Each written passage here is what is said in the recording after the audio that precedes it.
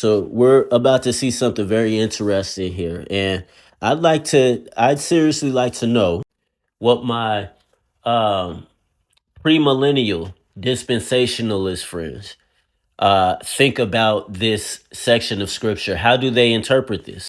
Because they would hold to two bodily resurrections separated by 1,000 years. They believe that a rapture happens in which believers are bodily resurrected, but the dead outside of Christ stay dead until the final judgment. They believe that the unsaved folks will be resurrected at the end of that.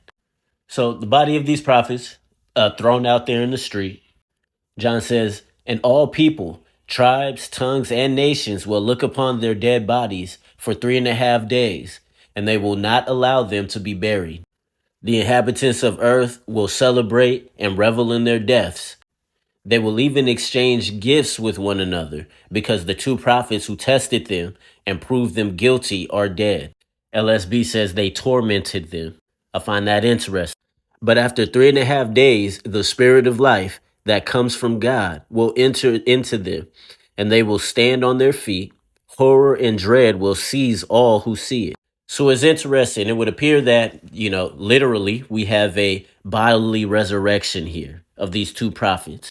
Now, watch this. If we're to take this literally, right, and assume that these are two literal prophets, these are two actual people, right, that John sees in this vision, are we now saying that or are we now to believe that there are three bodily resurrections?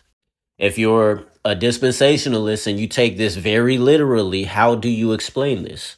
What are we looking at here?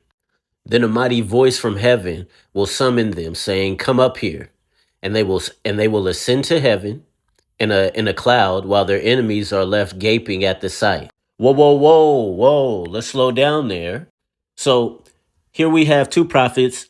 They're murdered. Their bodies left in the street. The Spirit of God goes into them. After 3.5 days, they bodily resurrect. They receive a bodily resurrection in front of everybody. And then a voice from heaven tells them to come up here. They get on their feet and they ascend into heaven in a cloud in front of their enemies. Their enemies are watching this.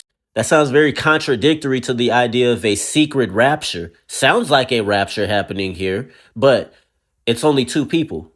And it ain't a secret. Their enemies are watching, John says. The dispensationalist has some splaining to do, but we're going to address this in the next video.